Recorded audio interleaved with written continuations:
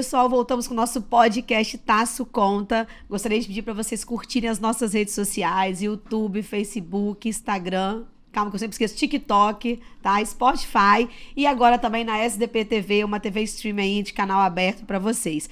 Bem, hoje nós estamos com um tema, né, social aqui, um tema bem legal, ascensão social em uma geração, com uma convidada mais que especial, empresária desbravadora, mulher de coragem, né?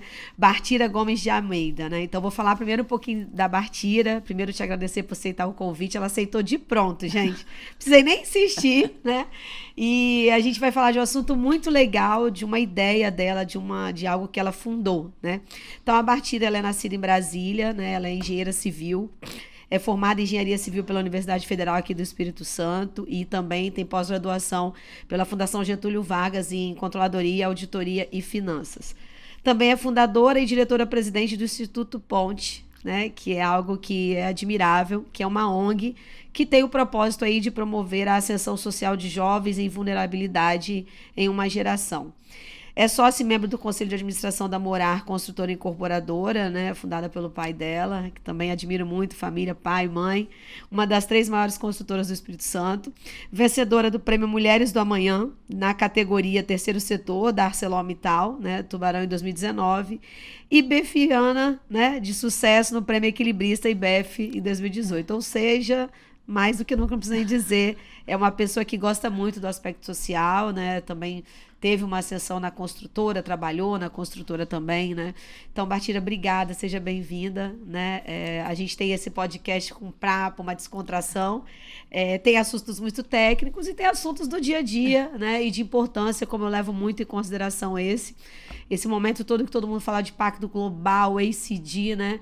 Então, olha como é oportuno a gente estar falando disso aqui, para empresas que não conhecem o projeto poderem investir, participar desse projeto tão bonito que é você promover, né, trazer o jovem para dentro da escolaridade, né, dar uma dignidade para ele. Então, eu queria, já começando te perguntando, né, o que é o Instituto Ponte? Primeiro, obrigado, Carla, pelo convite. Aceitei de pronto, sim. Tenho uma grande admiração pela sua família. Seu pai, Paulo, trabalha com a gente há 40 anos. É mesmo, né? Já tem tempo. Quase. Então, gente que a gente admira, o convite é sempre muito bem-vindo.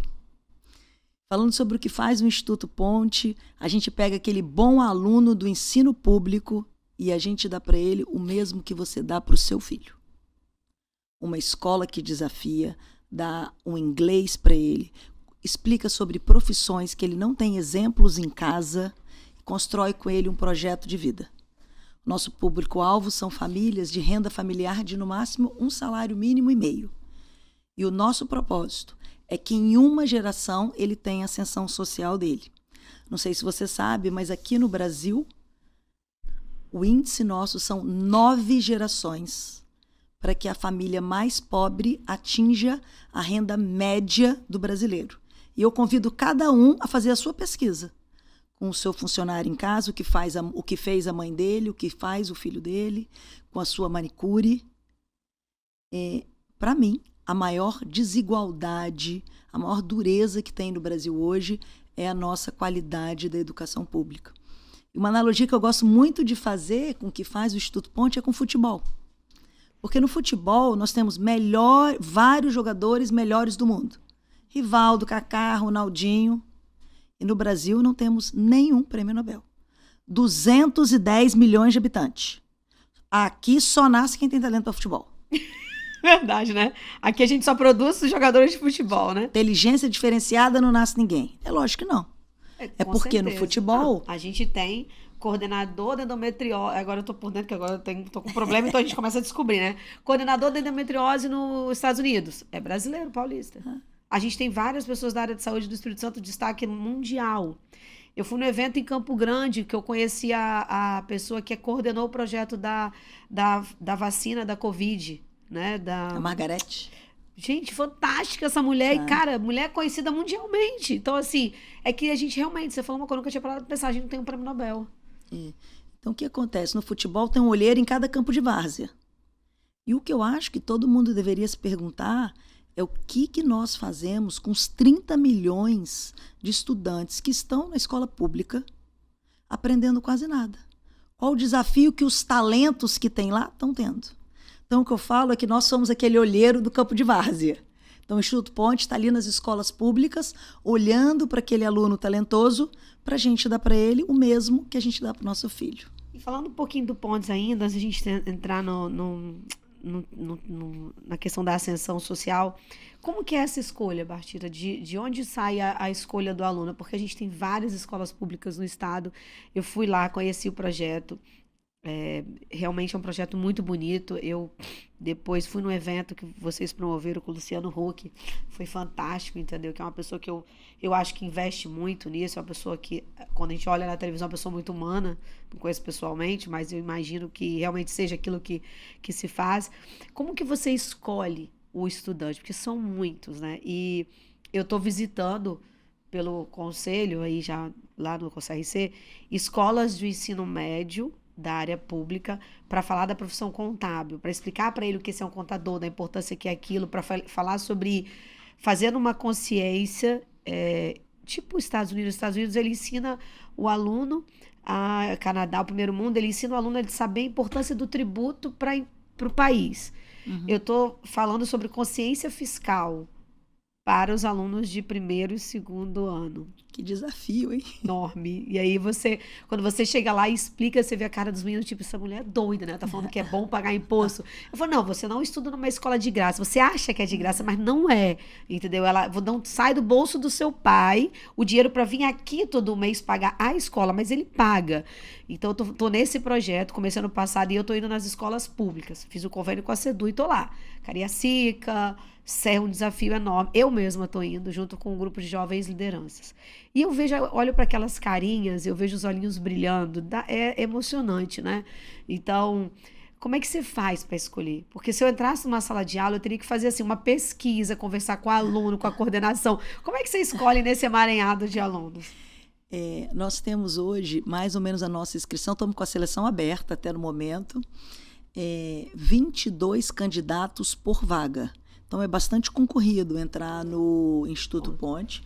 Pode ter inscrição na internet, então a gente divulga pelo site do Instituto Ponte. Entendi, não são vocês que escolhem, né, pessoa? Não. Você escolhe depois, mas há uma candidatura. Há um processo de seleção.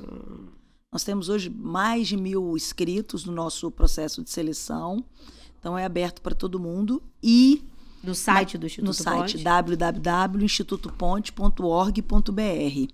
Mas nós fazemos muito busca ativa pelas Olimpíadas Brasileiras de Matemática, as OBMEPs. A gente brinca que a gente é Sherlock Holmes, porque a OBMEP é uma coisa maravilhosa que o governo tem, mostra os talentos que estão dentro da escola pública. Também faz, é legal. Faz também, mostra quem são os talentos, os resultados são públicos. E você sabe que quem ganhou os últimos é tudo de escola pública, né? A OBMEP, sim. A OBMEP é escola pública. E tem a OBM, que não é tudo de escola pública, os ganhadores não. E aí tem o nome e tem a escola. É a única coisa que a gente tem. E a gente é Sherlock Holmes tentando localizar este menino. Porque esse que ganhou uma medalha de ouro ou uma medalha de prata, ele é um sortudo na vida, nasceu com inteligência diferente. Ele já tem um QI acima da média. Exatamente. E então a gente tenta pelo Instagram, manda carta para a escola, manda carta para o menino, vê se consegue. Hoje, com a lei de proteção de dados, a gente não consegue receber os dados. Você não pode identificar a pessoa, né? Então, a gente tem essa grande busca aí por esses alunos. E tem muito assim, os medalhistas, eles se encontram algumas vezes. Então, a gente vai nesse encontro, panfleta. Então, legal, porque assim, eu tinha curiosidade de saber como é que você escolhe, né? Então, na realidade, há um processo de seleção no site, ele se inscreve, vocês vão estudar, ver a renda da família, né? Todos aqueles conceitos lá que vocês depois faz prova, faz dinâmica. O processo é muito longo, são 6 etapas, e a gente realmente quer garantir que o aluno quer muito, o perfil. Vocês trabalham com superdotados? Não. Eu nem sei classificar ninguém como superdotado. É algum aluno que ele tem uma inteligência acima da média da sala dele, e ele quer muito. Então, a gente tem aquela busca, o aluno... O processo tem muita etapa mesmo. Sim. Para garantir que o aluno chegou em todas, foi a todas. Ele então tem ele merece. Ele quer. Ele tem que querer e ter a a inteligência acima da média. Isso é bom. E aí, depois que ele entra, ele recebe o estudo e ele é encaminhado para uma instituição que normalmente é particular, né? E depois você acompanha ele até a faculdade, até ele ir para a faculdade, para o ensino superior, não? Até ele se formar. Porque eu não quero... eu vou ficar um pouco frustrada, eu não tenho que querer nada, o sonho é sempre do menino. Mas o que a gente incentiva, eu quero mesmo para o meu filho. Eu não queria que o meu filho fizesse uma excelente escola de ensino médio e depois tivesse uma profissão de ensino médio. Então, hoje, os alunos do Instituto Ponte, eu tenho fazendo medicina na Unicamp, engenharia no INSPER, que é a mesma escola da minha filha. Tenho vários alunos lá, engenharia na Intel, na USP. Então, a gente acompanha ele até o término da faculdade. Entendi. Lógico que quanto mais velho, menos a gente acompanha. Porque você tem menos acesso a ele, né? Não, é porque eu quero que ele crie independência. Eu tenho total acesso a ele. Mas eu quero que ele vá criando... Foi muito legal conversando com a Isabela, que está na Intel, na mesma escola da minha filha, e ela vai fazer uma apresentação, me mandou o texto dela. Eu me mantenho aqui em São Paulo. Ela dá monitoria, a escola da minha filha custa R$6.000. Ela tem a bolsa da escola. E ela consegue... Lá tem auxílio um pouco de moradia, ela mora com 5 meninas, ela fez estágio, ela faz monitoria, mas foi bonito, ela falou assim, eu estou estudando aqui em São Paulo e eu me mantenho aqui. Foi muito bonito ver ela. E ela é filha do motorista de ônibus. Isso é muito legal. E Bartira, considerando todo esse projeto, né, tudo que foi um desafio, qual é o papel da sociedade nessa ascensão? Porque você fala, né, é dar dignidade para essas pessoas, né? E se todo mundo fizesse um pouquinho, seria tão bom, né? Mas aí também você pensa por um lado, e o governo também tem que fazer a parte dele. Mas a gente sabe que não alcança. Então seria muito hipocrisia ou até ilusionismo da nossa parte achar que o governo vai fazer aquilo da mesma forma para todo mundo. Não vai, porque o foco do nosso Brasil da educação ele está errado, né? Não é, os outros países eles focam muito de você formar o cara para ele ir para a faculdade. Aqui a gente está preocupado com a faculdade, você tem um péssimo aluno, porque eu fui professor de graduação quase 18 anos, e você tem que ensinar o cara a fazer regra de 3. Então, assim, é o foco errado. Espero que agora, com esse novo ensino médio, melhore. Mas qual é esse papel aí da sociedade para que esse jovem saia daquela situação precária, de vulnerabilidade ali, e comece a ter uma expectativa de futuro, né? Comece a ter dignidade através do estudo? Não, é o seguinte, o Instituto Ponte não tem um recurso público.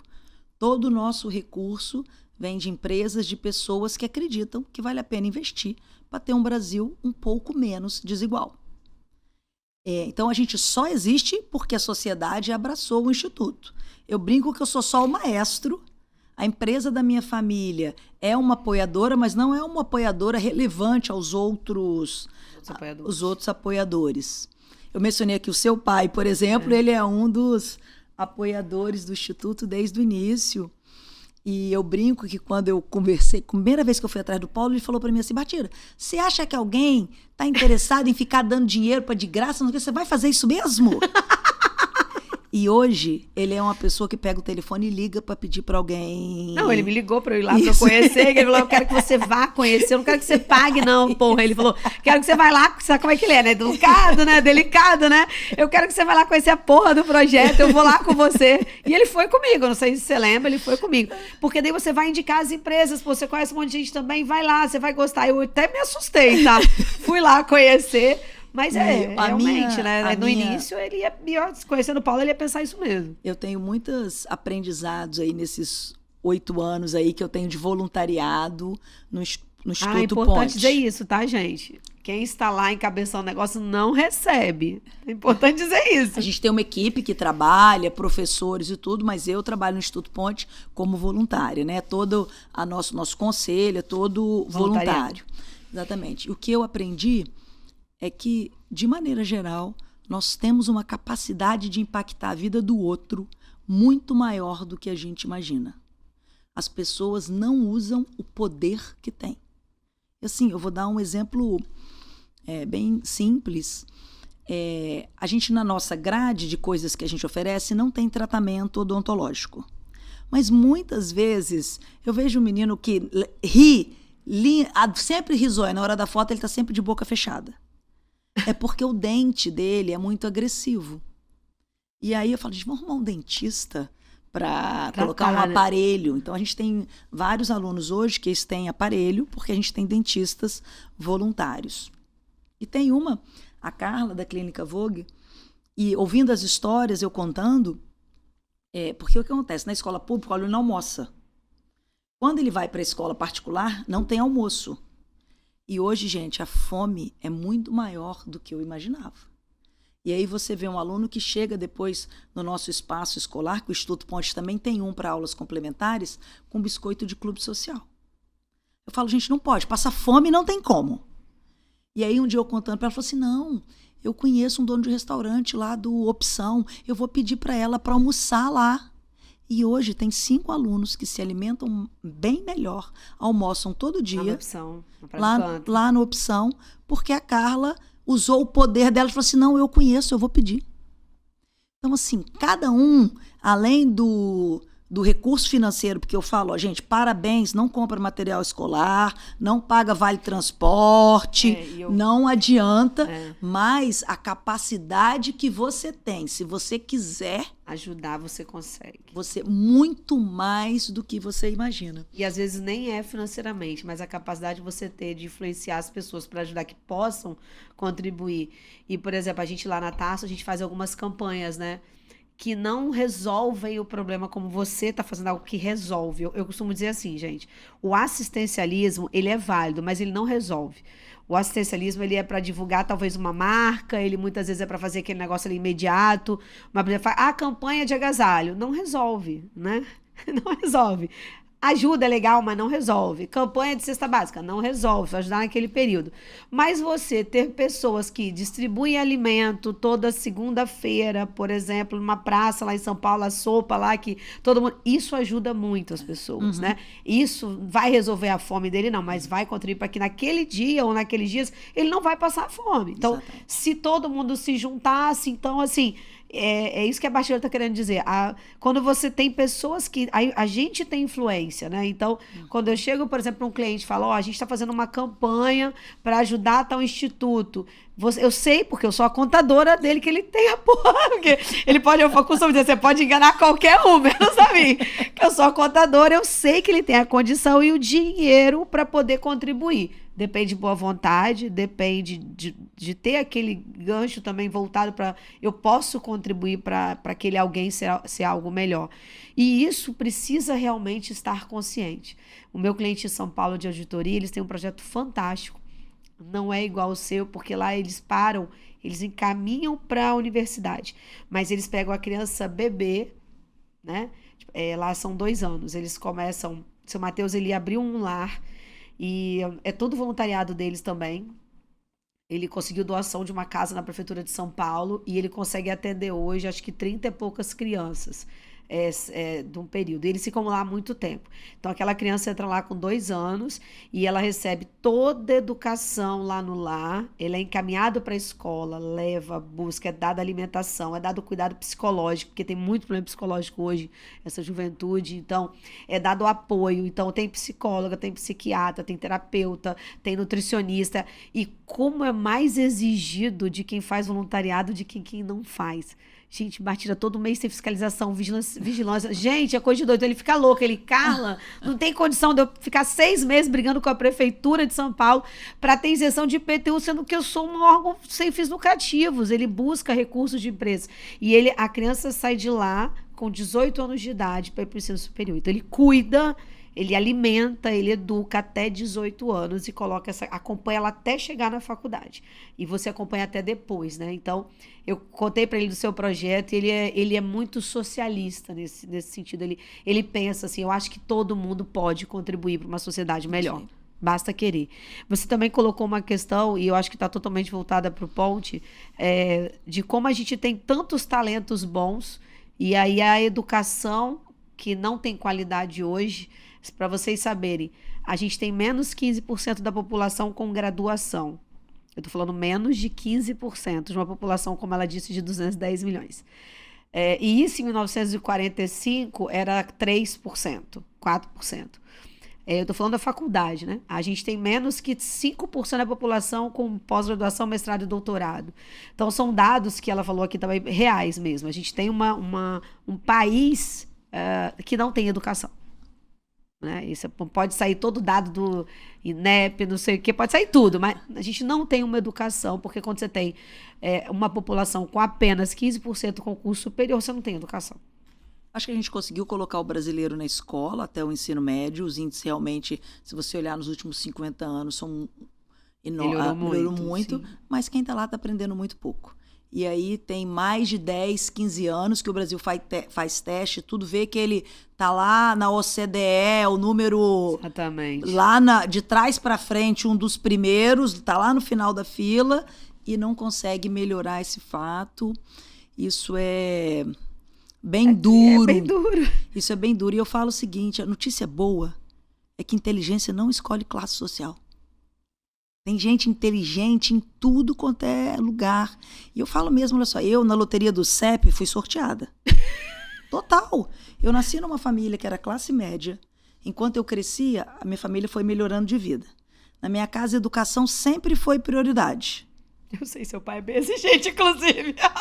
Minha mãe, na década de 60, foi a primeira mulher na turma dela de engenharia. Eu sempre fui incentivada para dar o meu melhor. Eu tenho autoestima que eu sou bem-vinda em qualquer lugar onde eu esteja. Provavelmente, se eu tivesse nascido a 2 quilômetros da minha casa, seria assim, né? A minha história seria completamente diferente. Então, assim, isso é muito... Essa loteria do CEP, no momento em que a gente não dá educação de qualidade, é muito gritante. E eu tenho muita consciência que o importante mesmo é melhorar a educação pública de base. Isso é muito importante, é o que você disse agora. Mas o menino que está lá hoje, não dá para ele esperar melhorar a educação pública, que todo mundo fala que vai melhorar daqui a 10 anos. Então, quem tem lá hoje, a gente tem que salvar aquele que está lá dentro hoje. E quando você salva um menino... Como a gente desperdiça tempo usando aquilo que não precisa, gente. Meu Deus, que você olha, o mundo inteiro é diferente. Gente, e assim, Bartira, e a gente é muito bom aqui nas particulares, a gente é tão bom que quando você, não sei se a sua filha fez intercâmbio, teve a oportunidade de fazer, mas a Luana fez ano passado, no retrasado, ela terminou o ensino médio no Canadá, e eu não tive essa oportunidade, e pude dar para ela, graças a Deus, e ela falou, mamãe, lá a gente estuda economia, lá a gente estuda matemática, português, economia, financeiro, não estuda... filosofia, geografia, quem quiser depois fizer geografia que vai estudar essa porra, a gente não estuda isso. E quando ela fez high school pelo Primeiro Mundo, também não estuda, é economia americana, é história americana, a gente não tem isso. Aí agora o novo ensino médio, então quer dizer, o menino passa a faculdade na escola, no ensino médio, no fundamental e médio, estudando aquele monte de coisa que ele não vai usar pra nada, em vez de concentrar o esforço e trabalhar o intelectual dele, que aí você geraria mais qualidade, uma mão de obra mais qualificada. A gente tem um projeto muito legal, que é o Papo Té Confraria, que é uma live que a gente bebe vinho. Vou chamar ela pra essa também, que ela vai gostar disso daí. A gente bebe vinho, e aí a gente trouxe o juiz de trabalho, Cássio Moro, não sei se você conhece. Já ouvi falar. E ele fala assim, Carla, não tem condição de você ter tanto dinheiro no Sistema S, tá? E você investir para o cara fazer mecânica do jeito antigo. Não tem condição isso, a gente tem que mudar essa visão. E ele falando, eu me impressionei com a visão dele, eu sempre cito essa frase dele, ele falou, a gente é um país que produz, a gente tem tudo, a gente é rico, mas sem educação não adianta. Então, esse projeto que você está, essa busca que você está tendo pelo talento é muito legal. E essa questão da mensagem do Instituto. Qual que é a mensagem do Instituto? Depois, qual que é o foco? E qual a dificuldade que você teve para comentar? Você falou que Paulo falava no início quem ia dar dinheiro, né? Qual foi a maior dificuldade? Foi conseguir os mantenedores? Foi não por causa do dinheiro, mas por causa do projeto, da sensibilização? Qual foi a maior dificuldade que você teve? O início é sempre mais difícil, porque no início eu tinha um sonho. Eu não inventei, eu vi muito parecido em Fortaleza e também em Curitiba. Em Curitiba chama Bom Aluno, em Fortaleza chama Primeira Chance. Eu vi essa metodologia, que era uma metodologia transformadora. E lá em Curitiba já tinha 20 anos de atuação. Então, eu acredito que as coisas estão todas aí. Você não precisa inventar. Vai lá, faz uma parceria. Não inventa a roda não, meu filho. Aproveita a experiência de quem já fez. Quem já fez. E então no início eu falava assim, olha, eu quero trazer para cá o que eu vi ali que funciona, mas no fundo você tem um sonho. Então, pedir é sempre ruim, é sempre chato, eu não conheço ninguém que gosta. E o que eu faço mesmo hoje, eu sou uma pedinte ambulante. Pra mim vender já é chato, imagine pedir. Mas quando você está pedindo para o outro, não é para você, isso é bem mais fácil. E o que eu entendi... Você fica mais leve, né? Porque, tipo, tô pedindo assim, para o outro, não é para mim. Alguém, não é para mim, acho que eu nem sei pedir. Também não preciso. Mas é muito diferente você estar ali pedindo para o outro. Então, no início, assim, tinha pessoas que eu achava que ia ser mais fácil eles apoiarem o projeto. Mas, como eu conversei com muita gente antes de entrar, eu não estava iludida. Ó, você 10 para 1. Você sabia que você ia receber muito não. 10 para 1. Você vai marcar reunião, o cara vai desmarcar em cima da hora, ele vai falar não pra você e você vai estar ainda afim? Assim, eu tenho uns amigos que fizeram um teste comigo pra ver se eu queria mesmo. Exatamente. Então, o mais difícil, acho que foi o início. Eu não tô falando que hoje não é difícil. A gente tem hoje 220 alunos. Então, você sustentar, quem tem filho, sabe que o material escolar custa aí 3 a 4 mil reais no ano. Logo no início do ano, de cara, você paga essa conta. Você paga na escola e além do que você compra, né? Se você juntar os dois, é isso mesmo. Porque tem muita escola hoje que é aquele negócio de sistema de ensino, muitos dele. E a gente tem 220 meninos para uniforme, transporte, fazer tudo. Então, como a gente está sempre crescendo, a gente começou com 19. A gente cresceu 12 vezes o número de aluno nesses 8 anos. Então, legal. Eu passo o tempo inteiro pedindo, isso é chato, mas é muito legal quando você consegue. Tipo assim, é uma coisa que me incentiva muito, ter novos parceiros, as pessoas que ligam. Fora os parceiros que você tem que não contribuem financeiramente, mas contribuem com o trabalho, né? Os maiores parceiros do Instituto Ponte são as escolas particulares. Vou dar o exemplo, Leonardo da Vinci, que é uma escola de ponta aqui no estado, a gente tem 20 bolsas lá.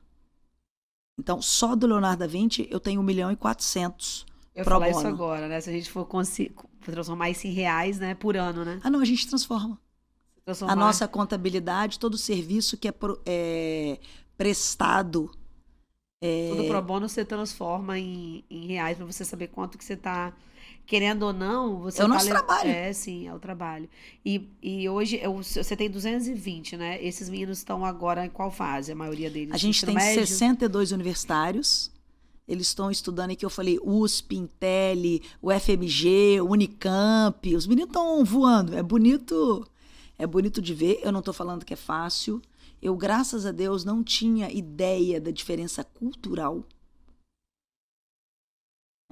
Eu tenho a caso de uma aluna universitária que um dos dramas dela hoje ela faz farmácia muito bem e será que eu vou poder, eu quero muito ser mãe, será que eu posso ser profissional?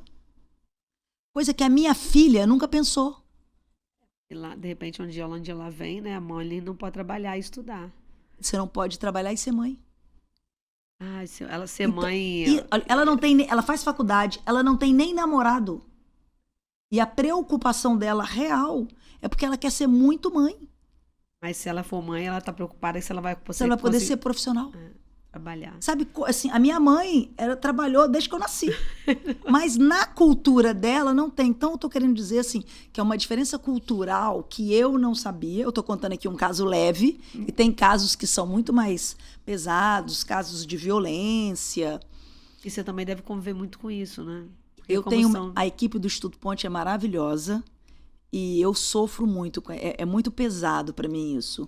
E eu falo, se vocês precisarem de mim, se eu tiver que tomar alguma decisão, vocês podem me contar que eu estou pronta para ajudar. Mas se eu não for fazer nada, não precisa nem me contar, eu não preciso saber. Porque esse é um tipo de coisa que suga a minha energia.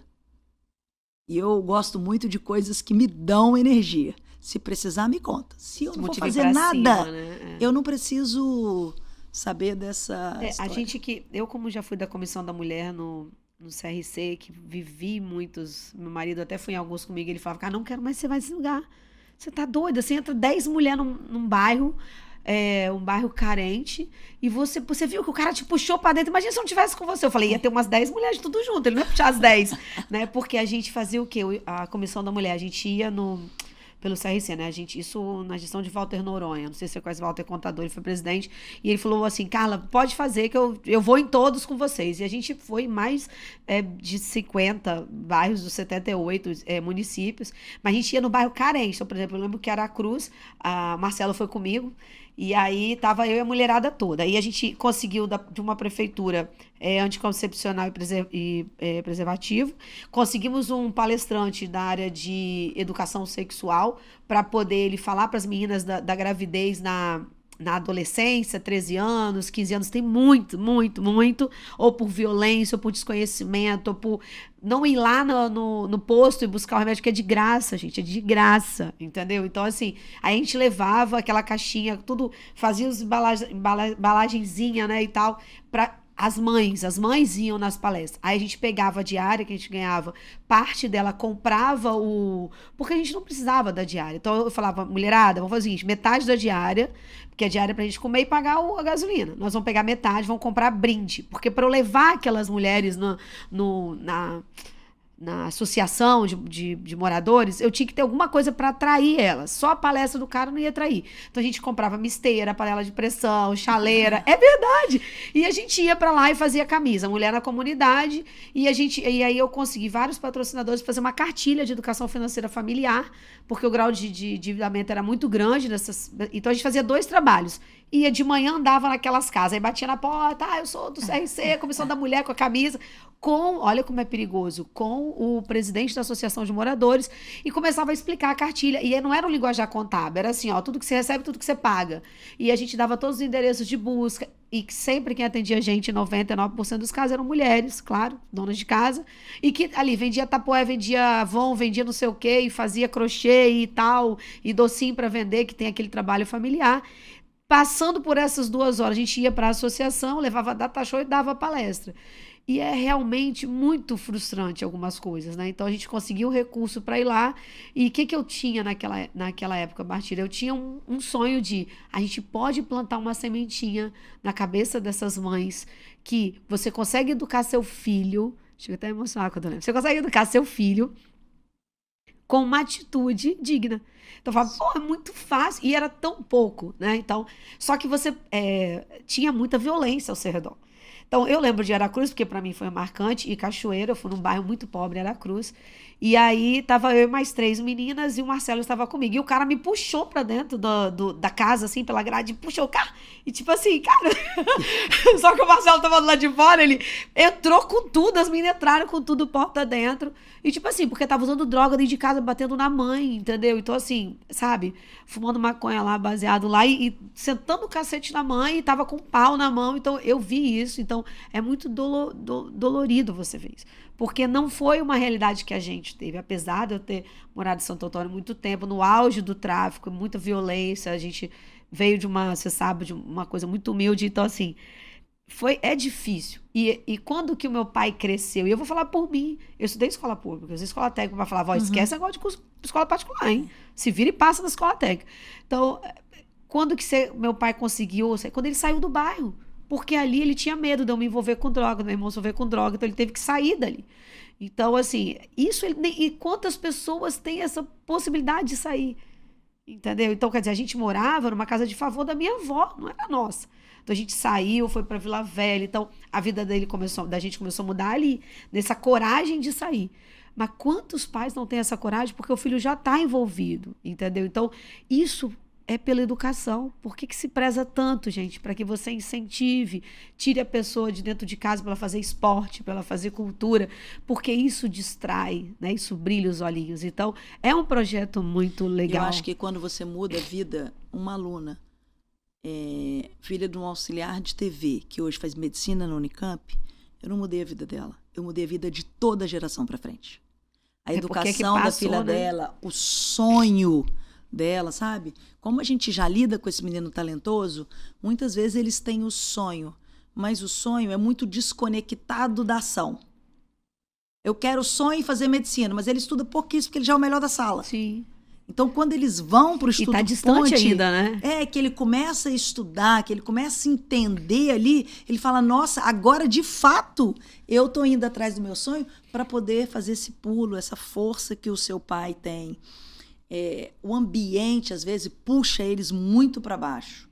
E aí eles de fora, eles começam a conhecer um novo mundo. E eles ficam parte do dia lá, né, imaginam. Bartira? Que eu lembro quando eu fui, eles ficavam parte do dia lá e parte eles estudavam. Aí depende da idade que entra. A gente tem uma aula de reforço de matemática e português logo no início que eles entram, mas basicamente depois, se eles optam ir para a escola particular, que não é obrigatório, tem aluno que está no IFES e fala, estou muito feliz e eu quero ficar aqui. Eu falei, aqui nada é obrigatório. Eu estou te dando a oportunidade, querer, né? Se você quiser. Então, a gente trabalha muito no nosso espaço essa questão de profissão, a questão da autoestima. Você mencionou aí psicólogo, terapeuta. A gente está numa sociedade hoje que a gente nunca viu o número, pelo menos, de conhecidos ou de conhecidos que se suicidaram recentemente. Eu nunca vi nada parecido. Eu estou muito impressionada com isso. Então, a nossa sociedade está muito... Tem uma saúde mental aí. Mas isso tudo é isso aqui, ó. Isso aqui reduzido a 10 vezes. O acesso que esses jovens têm a muita coisa hoje é muito rápido, né? Então, e tem muita porcaria, né? E aí, uma criança que vem de um bairro carente, violento, e vê tudo aquilo na internet, e aquilo vai... Tem muita gente que não tem força, né? E aí aquilo enfraquece cada vez mais. E é muito... Isso que a gente sabe são das pessoas de classe média alta, que tem acontecido muito. Eu acho que é desses que você está falando, que a gente realmente nunca viu isso antes. No bairro carente já aconteceu muito, né? A gente nunca viu crianças, porque são crianças de 12, 13, 15 anos, se suicidarem como ultimamente. Então, que triste, né? E por quê, né? E a família? A família é difícil. Eu não consigo nem de perto imaginar, né, uma situação dessa acontecendo na minha família. Nem de perto. Então, assim, é muito complicado você lidar com isso hoje. Por isso que eu perguntei essa questão psicológica, porque as escolas hoje elas estão começando a trabalhar isso. Mesmo as públicas, né? Uhum. E essa questão agora também de invasão à escola, Bartira, é coisa louca, né? Então pensa, que loucura, você tá lá, pensa, eu tô dentro do Instituto Ponte tranquila, de repente entra um cara doido, entendeu? Cara, que loucura que a gente tá vivendo. Isso para mim, posso estar sendo leviana, mas eu acho que é um problema de longo prazo. Porque se fosse fácil de resolver, os Estados Unidos já tinha resolvido. Há quantos anos isso acontece nos Estados Unidos? Então, Mas aqui a gente não estava acostumado, a gente não tinha. Né? Então, quando você traz a pergunta, o que a sociedade pode fazer? Sabe, eu vivi muito próximo o problema que teve aqui em Aracruz, porque aconteceu na escola da nossa gerente. A filha dela estuda lá. Não a escola que é onde a filha da gerente do Instituto Ponte, lá de Aracruz, estuda. Ela trabalha no minha amiga conhecia o menino, gente. A filha dela era da mesma sala. E assim, a minha análise, assim, é tipo assim, quem faz isso não tem vínculo. Ele não tem, ele entra lá, ele não tá preocupado se vai chatear a mãe, o pai, ele não tem vínculo, pessoa revoltada. Então, assim, faz parte da sociedade ajudar as pessoas a caminharem junto, ajudar as pessoas a quererem vínculo, porque não dá para transformar a escola em presídio. Não dá. E não é fácil resolver, porque senão você já tinha resolvido há muito tempo. E tem escolas igual o Leonardo que você comentou, que mandaram carta para os pais, né, dizendo que está tomando providências e tal, e outras também, mas que não podia dizer todas as providências, claro, porque se você fala tudo, daqui a pouco você está exposto e a providência morre, né? Cabe a nós da sociedade, que sociedade eu quero viver? Eu quero viver que eu estou aqui cada vez mais trancando, e você está lá, ou eu vou me aproximar daquela sociedade, incluir você aqui junto. E educação é o grande fator, né, Bartira? Muito bom esse papo. E, assim... e é desafiador, né? É desafiador. Queria que você falasse para quem está te vendo, vai te ver, te ouvir, né? Assistir aí, uma mensagem, né, de incentivo aí para as pessoas, o porquê, né, contribuírem, o porquê participarem dessa ascensão social, dando dignidade para essas pessoas. A minha mensagem é que você pode fazer muito mais do que você imagina. E uma analogia que eu gosto de fazer é que você só tem que tomar uma decisão. Você quer estar no campo, onde o jogo ocorre, você vai estar lá atuando, ou você quer estar na plateia, onde se comenta pelo jogo. Não importa a sua causa, a minha causa é saúde, qual é a sua causa? faça alguma coisa que isso vai fazer bem para você. E se sua causa foi educação, eu estou te esperando. www.institutoponte.org.br. Isso aí, gente. Tivemos aqui com a Bartira falando um pouquinho sobre esse projeto lindo dela, Instituto Ponte. Contribua, né? Ajude se você tem interesse em ajudar. Não importa que local do país você esteja, o Instituto Ponte está no Espírito Santo, né? E você pode contribuir pelo site que ela já comentou. A gente gostaria muito de agradecer a Bartira por mais uma vez vir aqui. Acho que você pode voltar falando e a gente pode fazer um bate-bola muito legal com gente da área, né? Que já saíram de lá com seus alunos, né? Com seus meninos, né? Que foram agraciados, né? Pela seleção. Não deixem de curtir nossas redes sociais, participem dos nossos podcasts, que a gente tem muito conhecimento para levar até você.